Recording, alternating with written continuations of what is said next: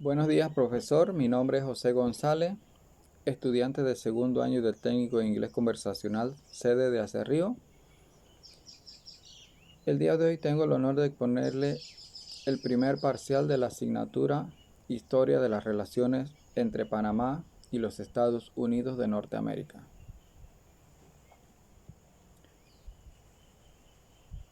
Explique el Tratado Hay-Bunau-Varilla.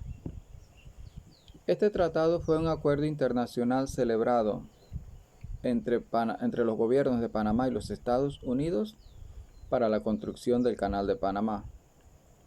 Fue firmado el 18 de noviembre de 1903 por Philip Bunau Varilla como representante del gobierno de Panamá y John Milton Hay como representante del gobierno de los Estados Unidos, días después de la separación de Panamá de Colombia.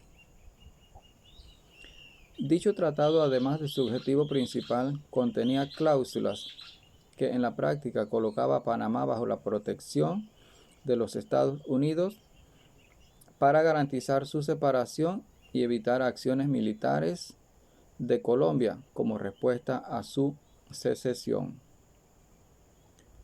También establecía el dominio de los Estados Unidos, sobre una franja de 10 kilómetros de ancho donde pasaría el Canal de Panamá y que fue llamada Zona del Canal de Panamá.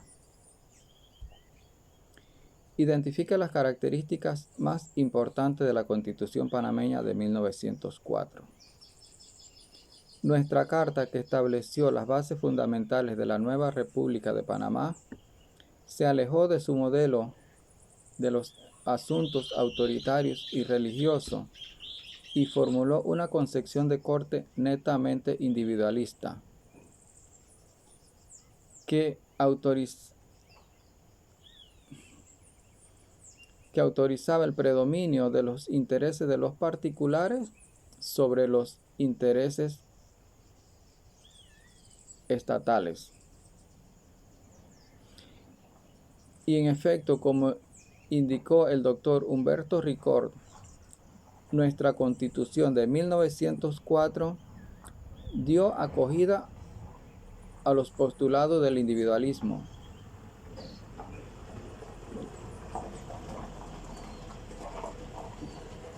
que habían iniciado sus triunfos a finales del siglo XVIII en las constituciones de los Estados Unidos y de Francia, y que en esa centuria siguiente lograban su más acabada expresión como filosofía y como doctrina política. El pensamiento individualista se dobla en una corriente filosófica defensora de la individualidad y en una teoría económica que parte de esa misma corriente, haciendo de la libertad y de la propiedad privada instituciones fundamentales de las sociedades modernas. ¿Qué fue el Tratado Arias-Roosevelt y qué contemplaba en lo económico y en lo político? Este tratado, también conocido como Tratado General de Amistad y Cooperación, se firmó en la ciudad de Washington el 2 de marzo de 1936 por los gobiernos de Panamá y los Estados Unidos y fue ratificado por el Congreso estadounidense en 1939. Mediante dicho tratado se anulaba el principio de intervención militar de los Estados Unidos en los asuntos internos panameños. En lo político garantizaba la soberanía de la República de Panamá al eliminar la cláusula que autorizaba a los Estados Unidos a intervenir en asuntos panameños. También se acordaba que la defensa del canal por parte de los norteamericanos sería reemplazada por una cooperación y responsabilidad compartida en el funcionamiento y protección del Canal de Panamá.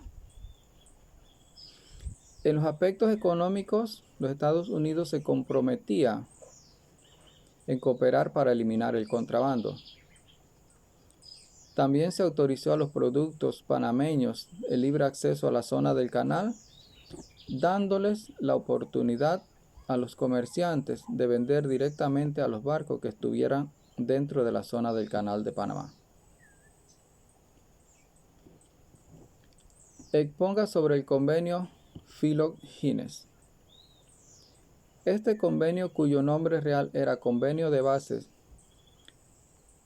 se firmó el 10 de diciembre de 1947, entre el ministro de Relaciones Exteriores, Francisco Filos por Panamá, y el embajador de los Estados Unidos, Frank Hines, con el visto bueno de sus respectivos presidentes Enrique Gimen y Harry Truman.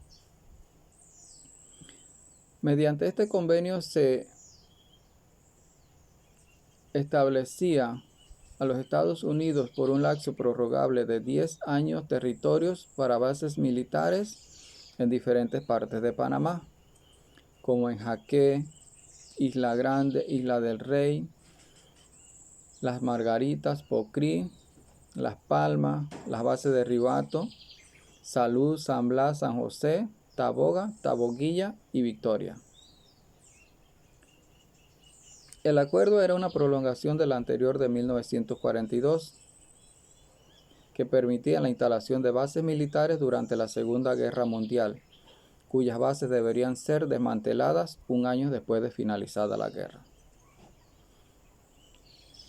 Al hacerse público se produjeron protestas de distintos colectivos panameños, incluyendo miembros de la Asamblea Nacional, como Ricardo J. Alfaro y el expresidente Harmodio Arias. El 22 de diciembre, la Asamblea Nacional rechazó por unanimidad el convenio, y en 1948 Estados Unidos desmanteló todas las bases militares, excepto las de la zona del canal.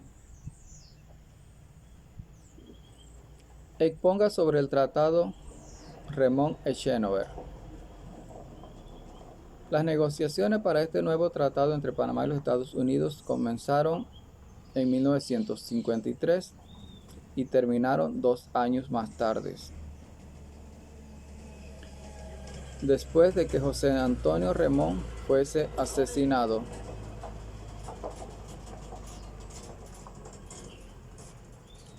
Fue llamado Tratado de Mutuo Entendimiento y Cooperación.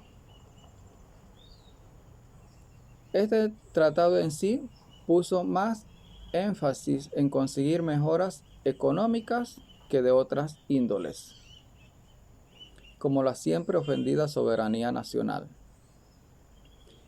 Y como indicó el profesor Justino Combe, el pueblo con gran ingenio lo llamó Tratado de Carne y de Cerveza, por las ventajas que según muchos consiguieron con este nuevo tratado.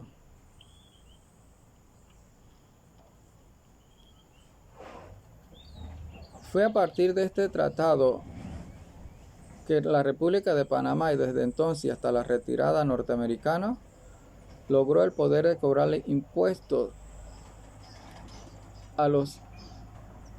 sobre los ingresos a los empleados de la antigua zona canalera. Esta fue la primera parte del parcial, profesor. Muchas gracias.